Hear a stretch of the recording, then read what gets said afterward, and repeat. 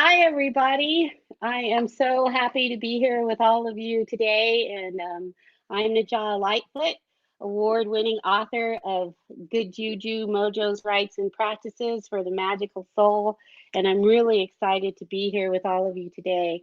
I want to thank Llewellyn for blessing me to be part of their very first Llewellyn Con and to sit here and talk to you guys about the topic of it's okay to spiritually protect yourself. I feel like that's probably a really good topic based on the times we're living in and the things that are going on in the world right now.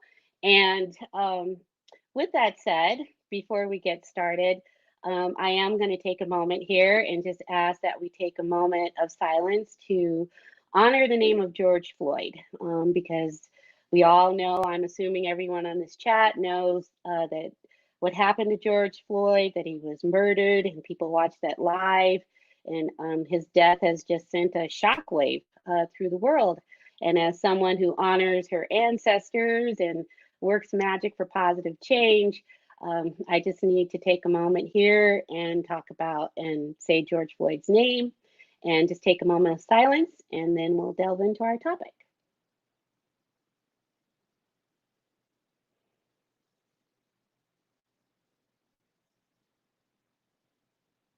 All righty.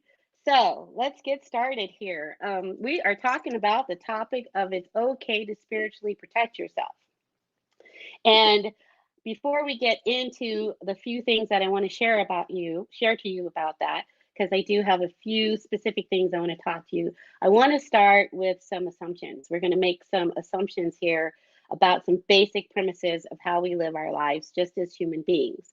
And with that said, I believe that most people on this call, when they leave their homes, they lock their doors. They close their windows at night, unless you live somewhere where it's hot and you want some air coming through, or like me, I'm an air sign, so I need some air blowing, but I don't leave all my windows open. When I drive my car, when I get out, I lock my car doors. And so on a daily basis, we do protection for ourselves to protect our homes, the things that are valuable to us, to watch over our loved ones, our friends, and our family. So when you're talking about spiritual protection, it falls in the same vein. It's something that you do for yourself, for your loved ones, for your friends. It's not anything that you do so you can walk around and go, oh, I'm spiritually protected. So, no harm's going to come to me. And, I'm this badass and I can be a bully to people. No, it's totally not that at all. This is something that you do that comes from within, that you layer up just like you put on your clothes every day. Spiritual protection is something that you can do in layers, and you can start simply. You can start small. I'm a pretty simple, magical worker. I've studied lots of complex things, but I tend to be a pretty simple, let's just get this done. And if you've read my book, I'm very much about having a spiritual practice. A practice is something that grows as you do it in time and effort over time. I've also studied martial arts for about 10 years, and I was blessed to achieve the rank of second degree black belt. So I do, I am about self defense. And there's a saying: would you rather face someone who knows to do 10,000 things but's only done those 10,000 things once, or would you rather be afraid of that person who has that one good move but they've done it 10,000 times? So that's kind of like where we go with in spiritual protection and working magic. You want to do it over and over again. And as you do that, you grow in strength and power. You put in the time and effort. The other thing about having a practice and doing something is that I will assume that if you're on this call, you believe in magic and that you have faith, or you're trying to develop faith and confidence that it works. Because if you don't believe, then why do it? It's pretty simple. And belief grows in power and strength as you do it over time. And your faith grows in strength and power as you do it over time. Also, if you work magic and you do things in a spellcraft way, I would also assume that you believe in a force greater than yourself. If you believe in nature or your gods, goddesses, deities, your religion, whatever that is to you, you believe in a power that greater than yourself. And so those are like the basic things that you want to start from when you're doing protective magic. First, you believe that it's going to work. You have a belief in a higher power, however that shows up for you, and you do it on a daily basis. So let's jump into, I'm looking at my clock here because I don't want to run over. Let's jump into some basic things that you can do as to protect yourself. And the first thing we're going to talk about is the power of the pentagram. Okay, a pentagram is a 5-pointed star within a circle. So it's the power of fire, earth, air, water, and spirit in a circle. And contrary to what people may have led us all to believe, it's not an evil symbol, it's a symbol of protection. And you can use that on a daily basis. You can do a very simple rite where you draw a pentagram on a paper, or you can purchase a pentacle. You can light a white candle and place it on that pentagram. Call upon your higher powers to protect yourself. If it's not safe for you to have a pentagram or a pentacle out in your home or work, you can just draw it on a piece of paper, or you can use chalk, which is really cool. And you can draw your pentagram on a surface, place your candle on it, and light that candle. Go into your faith, go into your space, and ask for protection over your loved ones.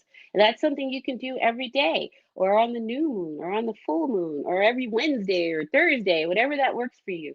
So that's an easy way to like just start working with the power of protection. Um, so that's something really fun that you can do. I also have written about that. You can even draw pentagrams inside your clothes with chalk and wash them off. I do practice magic from my ancestors. I've studied hoodoo, and we do things in secret. And that's also something I want to talk about. When you're doing protective magic, one of the first laws is to dare, to know, to will, and to keep silent. Okay, when you're working protective magic for yourself, your family, don't go out and say, "Hey, I just cast this spell of protection." Well, what good is that? You do it, you keep it to yourself. If you're going to do it for somebody else, you get an agreement with them. Hey, you want me to light a candle for you? I'm willing to do that, but you don't go telling the world about your protective magic and blasting it out, because then you've ruined it. You got to learn to keep things secret and grow in power and strength with that. The next thing you can do is salt. Everybody loves salt. I mean, salt is just one of the elements of our earth, and salt was so valuable that, in Roman times, they paid people in salt, and that's where the root of the word salary comes from, and hence the phrase, "Oh, is she worth her salt?" So anyway, you can always use salt to lay down a protective barrier around your home. But in conjure and hoodoo, we like to work with red brick dust.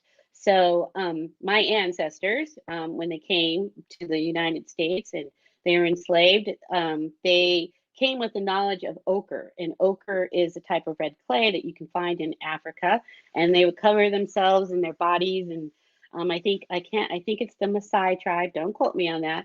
But you can look that up and you can see African people with red clay on their bodies. Well, when my enslaved ancestors came to the South, there wasn't any ochre, but there was bricks. So you can use red bricks, and then you have that power of the brick and the masons, and so it's so much fun to get a brick and like take a chunk off of it and grind that up in your mortar and pestle. And you can add salt to that red brick dust. I've bought already pre-made red brick dust from some of my magical friends. I live in Denver, and on my travels to New Orleans, I brought back my own bricks from New Orleans, and I've taken chunks out of it and mixed it with some salt, or you can use some magical protective herbs if you need references for that. There's Scott Cunningham's wonderful book of magical herbs. There's Hoodoo Herb and Root Magic by Kat Ironwood that has lists of powerful herbs. There's tons of Llewellyn authors that have just written all kinds of good books on using magical herbs. Some quick ones are eucalyptus, rosemary. You can even use the essential oils of that and add that to a salt mixture with red brick dust in it, or you can just mix up the salt. And then if you're really savvy and you want to know about spiritual cleansing, sometimes we even use our own urine to lay down a protective barrier. Yes, I did say urine. It's what we call personal concerns, if you want to have a nice word for it. But it's just like an animal laying down a track. And so what you do is you get up early in the morning. And if you're going to put down this salt mixture of protection or red brick dust of protection, then what you want to do is do that in the quiet hours of the early morning or in the middle of the night when nobody can see you. And so there's something about that magical time, when you're up in the morning before the sun rises and the earth and the world is quiet and you're out there laying down your salt or your red brick dust, or you're lighting your candle on your pentagram, and you enter into a state of reverence and a state of faith and belief that this magic that you're going to work is going to help protect you. Now, we're not superheroes.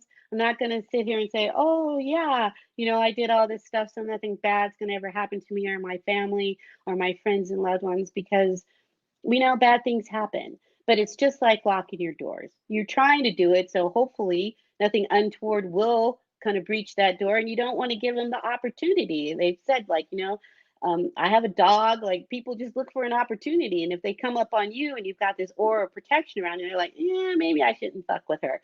I might not want to do that. Let me go over here and mess with these people. And that's kind of like what you're doing when you set up your spiritual protection. And then finally, what I want to talk about too, I'm checking my time here so I don't run over. In this layer, like you can do your pentagram on your candle. You can lay down red brick dust under your threshold. You put it out in front of your house.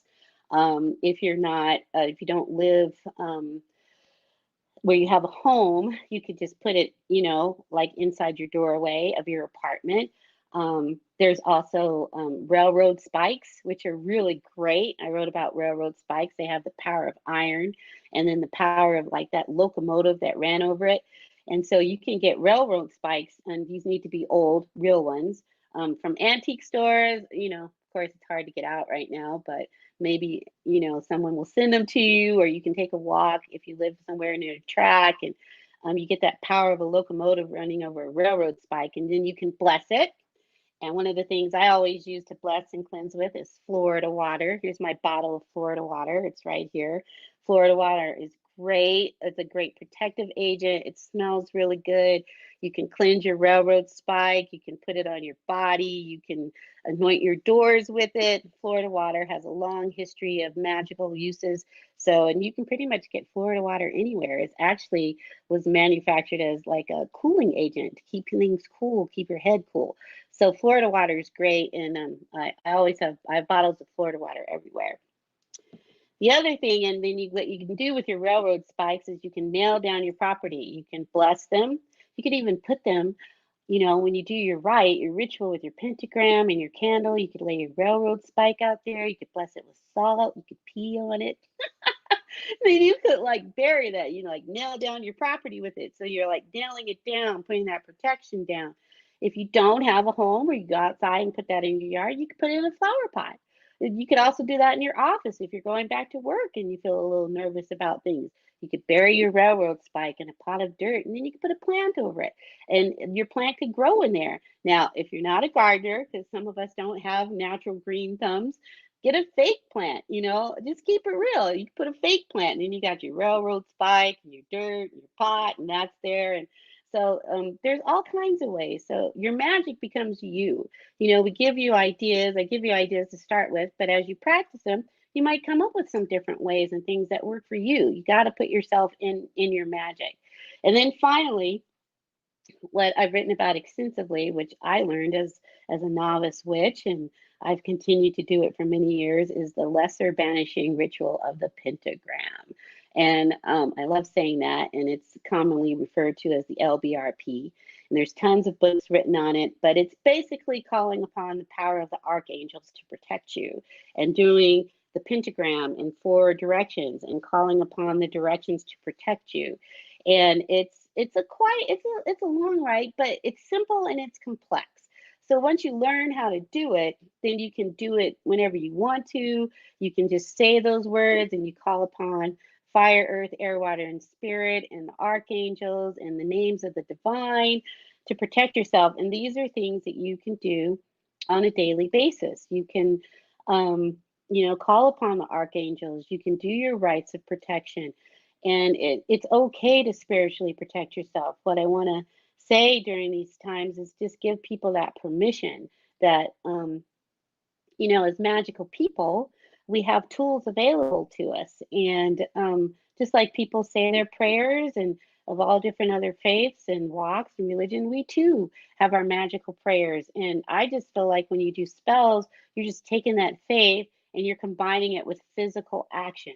And one thing that I like about doing spellcraft and work is that when you do it, you get your hands into it, or you're using symbols, or you actually use earth. You use a spike. You can hold that in your hand and feel that iron.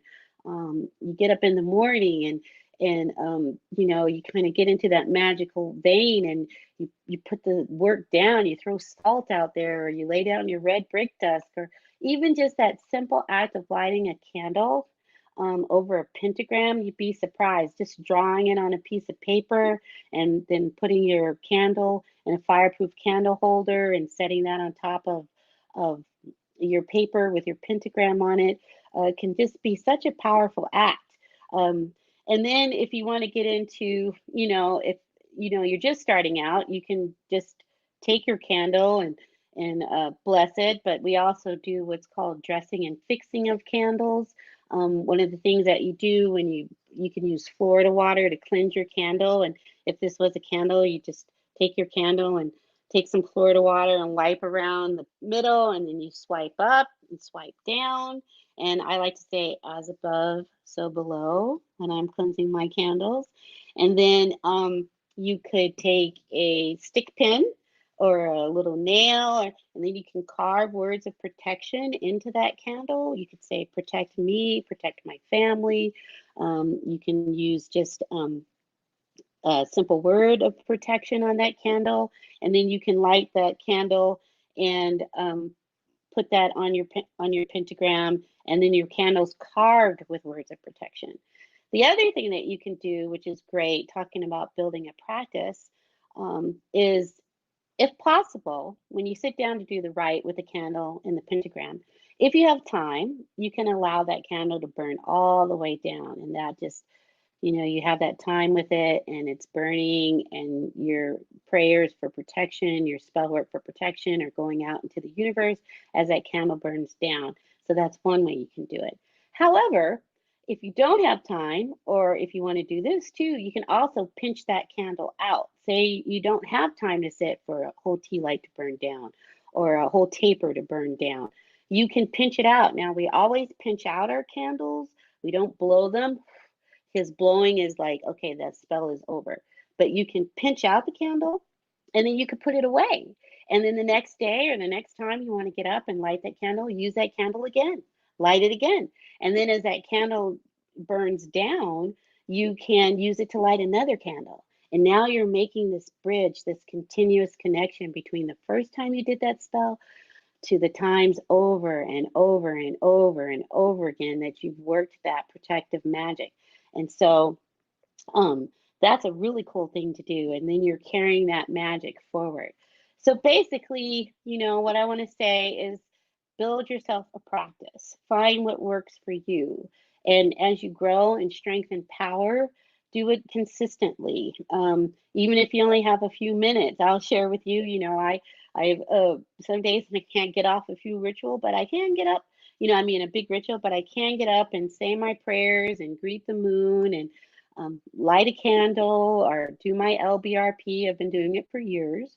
So it's something that I know by heart. So I see we're out of time. I think we're down to the chat now. So I want to just say, I think I've hit my time here. So sorry. And I think we're here on the chat now. So I guess we're taking questions. If anybody has a question. I see the chats on the screen. Hi, Debbie from New Orleans. Hello, everybody. Hi, Rosie. Hello, Mar Garbry.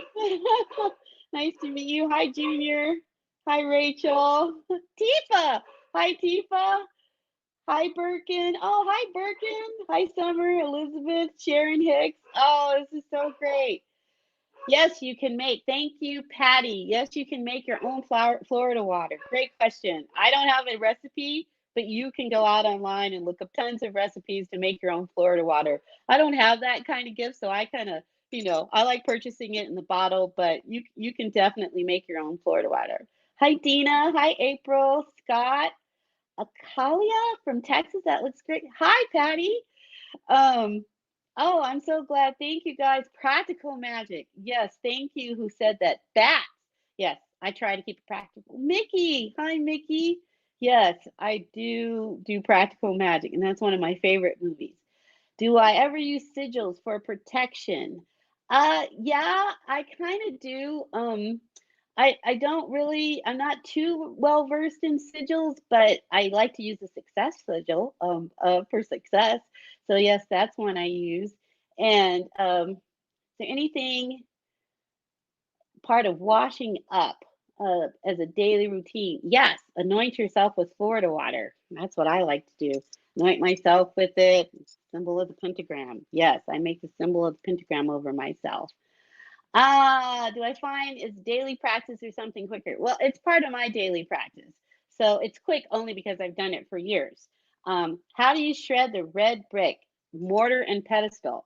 You can hit it on the ground, take a hammer to it. Oh, that's fun. Get a hammer. Got this hammer. Chunk off a piece of red brick. Oh, somebody's putting up some recipes. Johnny B. Thanks for the recipe. Take a chunk and take a hammer and chunk off a piece of red brick and put it in a mortar and pedestal and then grind that up until it gets really, like a powder. And then you can put it through a sieve too to kind of get all the chunks out of it. Then you can use that up. Can you explain wrapping red railroad spikes with a red ribbon? I have never wrapped a railroad spike with a red ribbon, but red is a symbol of protection. So I suppose if you wanted to wrap it with a red ribbon, why not? Go ahead, use it. I use ribbon, the different colors of ribbons when I make mojos. I sometimes tie ribbons on them. Uh, let's see. A white person practicing hoodoo or voodoo. Okay, we're going to answer that question real quick because I get that question all the time. So, hoodoo is a folk magic practice. Okay, anybody can practice hoodoo. You don't need to be initiated into hoodoo.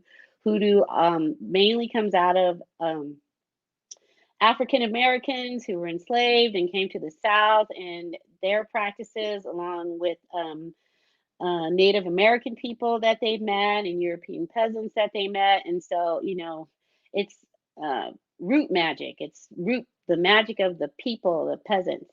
And, but voodoo is a religion. Okay. So voodoo is a religious practice, and it's one that as you decide to move forward in it, it does require initiation. And so it's just like people being baptized. You can go to the church, you can go see ceremonies, but if you want to be, call yourself whatever you want to call yourself, you need to be initiated. And even in witchcraft, there are traditions of witchcraft and covens, where if you want to move further in that, you need to be initiated. So that's the difference between hoodoo and voodoo in a really quick little sound bite. What resources for beginners? My book. Get Good Juju. That's very helpful. I found that to be really, I've tried to write things to be helpful for beginning. My favorite stone or crystal for protection. Ooh, I'm a big person for smoky quartz. I love smoky quartz. I'm just totally attracted to smoky quartz. I love the darkness of it. I love when you look inside of it, you can see all kinds of things going on inside of it. I also like amethyst just for that nice calming feeling that amethyst gives you. And then clear quartz. I mean, you can't go wrong with clear quartz. The name of my book, here's my book. I hope you can see it. It's backwards, but Good Juju, Mojos, Rites, and Practices for the Magical Soul. And quartz is a good amplifier. So whatever you put quartz around, it amplifies that. So that's why people use quartz, and quartz is a wonderful, just when I first started doing magic, that's all I did was buy clear quartz. I just couldn't get enough of it. Yes, Yolanda, thank you. I am writing a new book in the Good Juju series. Hopefully I'm going to be finished with it this year, but it's going to be on working on deeper, more powerful juju for troubled times. And it's going to be working with powerful feminine allies to help us in times of trouble. And I'm really, really excited about that because I get to go a little bit deeper and I get to talk about powerful women, mythological women, real women, contemporary women, and how to work with them during troubled times. So I'm very excited about that. Let's see. Thank you for loving my book. I really appreciate that. Yes, I'm excited about it. It's been hard writing, I won't say, but with all the stuff that's going on, but I'm getting there, and I've already signed the contract for it, so all I have to do is finish writing it. So that's very helpful. So that'll be exciting, and it's been fun researching mythological goddesses and contemporary women, and it's going to be quite fun. And hopefully, it will help people when times of trouble come to them because, none of us escape sorrow. I don't care who you are, the sorrow will find you, and hard times will find you. And I think if you have some resources to help you through, that's a good thing. And there's lots of magical people in the world, people who have lived, those who have gone before us, who have lived through troubled times, and we can work with them and call upon them to help us. Is there any goddess you work with most for protection? I came into hoodoo and then into voodoo through Marie Laveau, the divine Marie Laveau, and she is an icon of protection. So, and one of the things that people don't know about her is that she also was a healer of the sick and the infirmed. So she happens to be what I call a spiritual ancestor for me. I'm not a member of her real family, but she is a spiritual guide for me. So, and I do just love Marie Laveau. Let's see. Someone who thinks it's evil besides is hoodoo evil? No, it's not evil.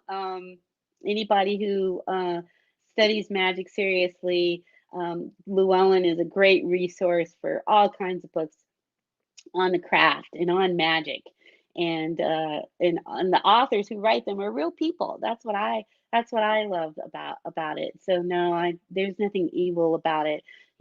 That comes from people's intentions. If you everything it has to start with your intention. And I want to say that I do protective magic out of the intention for protection, for self-protection for my friends and loved ones. It's not about trying to harm somebody, or and I don't support that, and I won't support that. So yeah, no evil there. And Louisiana witch, hoodoo, but a bit daunting. Florida water, brick dust, and it worked brilliantly. Yay! Good for you. That's great. That's great. I love the smell of Florida water. It's awesome. Um, let's see what else. And yes, Marie Laveau, she did. She healed the sick. And what martial art did I take? Shaolin Kung Fu, baby. Shaolin Kung Fu. And that's another thing. I thank you for saying that. I wanted to mention that. Shaolin Kung Fu, and I've been blessed to travel to China and actually go to the Shaolin Temple where the concrete steps are bent or bowed from the monks. It comes from monks, the most peaceful people in the world. But why did they have to study martial arts? Because they got tired of their temples being raided. They got tired of getting their ass kicked. And so, yeah, they're like, yeah, we can sit in meditation all day, but we're getting hurt here. So, that comes from the most peaceful people on the planet. That's where Kung Fu comes from. So, yes. Will I ever do an oracle deck? I would love to. I hope so. I hope so. If I could get off an oracle deck, a good juju oracle deck, maybe Llewellyn's listening. that, that would be great. That would be really great. Let's see. Simple difference between simple and essential oils. I've only ever heard them termed essential oils. I did study herbs for a while. Actually, that's how I came into working with the goddess. Um, but I've only heard them termed essential oils, so I'm probably not a good reference on that one. Good Juju Oracle deck. Okay, so now we have the third project, right? Yes, I'm down for one more question. Okay, Llewellyn's asking me. Yes, I have one more question. Anybody else have a question here? Thank you. Thank you saying I'm down to earth. I try to keep it real, and I only speak for me. I want to say that just for me, I only share what authentically works for me, and I don't speak for any group or organization. I just try to keep it real and authentic, what I've learned over the years, and share that with other people who like magic, want to believe in magic and practice. Do I have any suggestions for lifting grief? Yes, pour water to your ancestors, for those who have gone before you.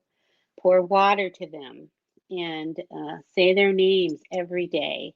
And I pour water to my ancestors every day, and I put people's names in it who have passed. I put George Floyd's name in there. I put my animal families in there, and my friends, my loved ones who have gone before them. And every day I pour water to them. So just fill up some water. And if you really want to know how to do it, you can read about it in my book. I tell you exactly how to do it. Uh, can you perform any spell work? Of course. Yes, you can perform spell work on top of your pentacle. Yes, it is. It's your foundation. Yes, you can definitely do that. Um, what else do I have in here? Oh, thank you, Sharon. Thank you, Stacy. Thank you, Debbie. Thank you, Rachel. Oh, thanks so much, everybody. It's been great. This has been a wonderful time to be here and share some tips in this brief time we've had together. Thank you so much. Thank you, Llewellyn, and thanks for all that you do to help be positive change. I'm very happy to be part of the Llewellyn family. And I wish all the authors and Llewellyn Con who are coming on to do this with everybody, I wish them all good presentations, and this is really great, and thank you to everybody who's working to learn magic and spell work to be positive change on our planet, because we all need, everybody needs the help that you can get. Um, let's see. Well, your Facebook page, let me know when I'm doing another speaking like this. Okay, sure. Yeah, I don't have anything lined up at the moment, but perhaps I should. I can look into doing something like that, because this is fun. Let's see what else. Thank you, Nola 1990. Thank you so much. And Teresa, I appreciate your support. And thank you, Llewellyn. Thanks so much. I think we're getting ready to go off here.